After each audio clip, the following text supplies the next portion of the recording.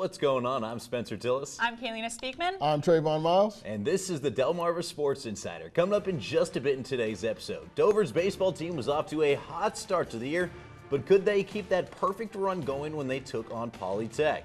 And Bennett was hosting Easton in some lacrosse action, fresh off a huge win the week before. That's right, and it dare not ask them to bark. The Bayside defending North champs in softball, North Carolina, picking up where they left off last year.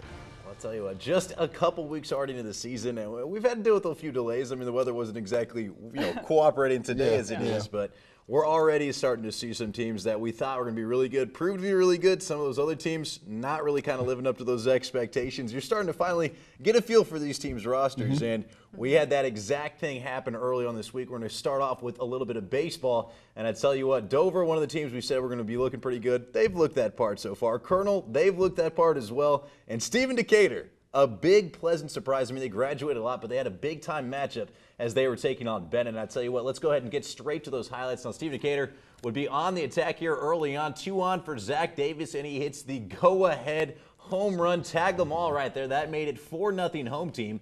The Clippers, though, would go on a run. Hunter White sends this shot to left.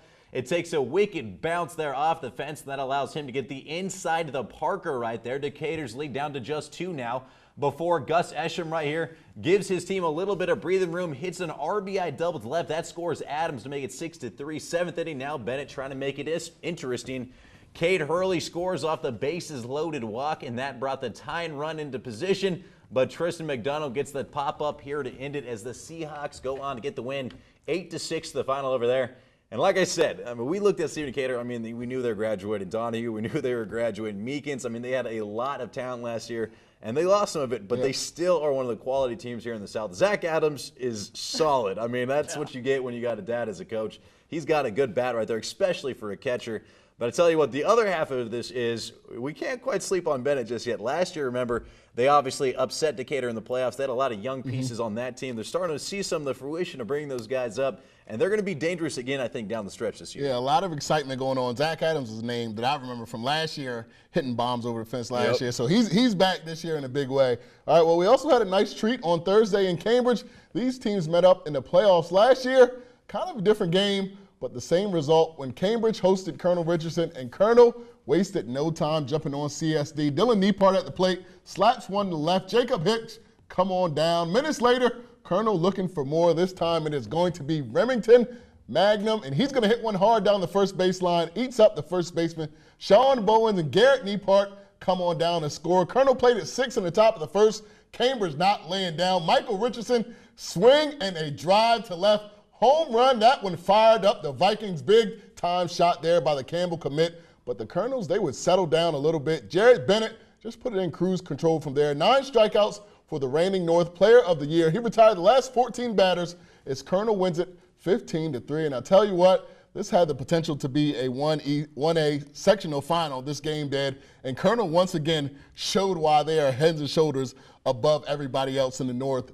Right now, the top of that lineup is just deadly when you think about Hicks, Neapart, Bennett, who can hit as well as anyone, as well as being a pitcher, and you see what he can do when he's on the mound anytime. Yeah, he might be the best pitcher in the North, and that's not even his best position, really. I mean, he is so much better with the bat than he is even throwing strikes. Very solid kid. Good. Yes.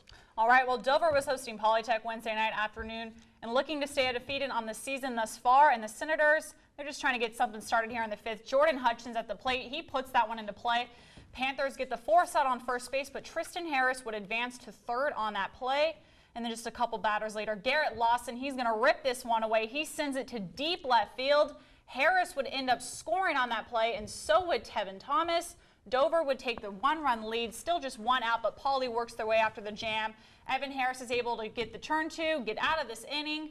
And then we're going to go to the 6th inning now. The Senators looking for a little insurance. Harris this time hits a line drive. Dylan Jacobs is going to come around to score. Dover would close this one out after that and would win 3-1. And I really like what I'm seeing this far from Dover. I mean, earlier this week they had the Parkside tournament and they beat Easton 11-3, beat Parkside 13-1, both double-digit victories, which is pretty good in baseball. So I think they're going to be a pretty good team to beat this year. Yeah, Rams, one of the teams that we're talking about, not exactly living quite up to expectations right now. Definitely struggling. We got to get that pitching figured out right now. But they got the arms, And, I mean, if there's ever a coach that's going to kind of plug it all together, Haldeman, they got it, congratulations, by the yeah. way, your 200th win this week. Yep. So I think they're going to be all right. But there's also a big Henlopen matchup going on this week. Sussex Tech was at home, rather, as they squared off against Woodbridge, who is starting to turn some heads already early on in this season. Let's take things to the bottom of the third here. Kyle Lux gets a little blooper to ride, just keeps drifting. It was all kinds of windy that day, and that is trouble right there. Drops in for an RBI single scoring Trent Hearn. Top 4 now, and 2 quick outs before the Blue Raiders start a rally. Doug Avery rips this one to right field. Chase Marvel and Gabe Westcott come on down to score. Not done just yet. This time, Bragg Davis hits it hard to third. Throw is wide of the bag at second. That allows Garrett Temple to come on in. Now the Blue Raiders looking for more, but check out this defensive web gem. Kicked to second right there. The diving stop gets up to throw to first. Braden Graham, you are a bad man for that. But the story of the game was Avery. My man was dealing on the bump. He helped the Blue Raiders to a huge road win, 4-1 the final. That's right. North Carolina taking on Queen Anne's. Bottom of the third here. Alan Sathoff sends one to short, and the throw is short as well. Queen Anne's would get, North Carolina would score on that play. Queen Anne's would turn to Centerville Little League legend Luke Weddle. He'd get the strike out there to get out of the jam. Top of the 6th now. Dogs looking for more runs. Mark Connor roping an RBI single to right. Sathoff comes home to score. They lead it 7-1, and then the defense would bring it full circle for North Carolina. Deep shot to center here. Cameron Bird with the catch, and watch him clear the wall right here. I told him later that this might be on DSI. You might see this play a little bit later. North Carolina all over Queen Anne's, 10-1 the final. And Ken Island and Easton, it's all Easton early on as Mason Ledford rips that one to left center. Trent Weems would score on that play, and that gave them a 7-run lead. But back come the Bucks as a wild pitch is going to allow Mike Ledger to come around and score right here. And then just a couple batters later, this time it's Jake Hipp. He rips one to left field. Tyler Lowe would score on that play, and they got within 3, but then go ahead and check this out right here.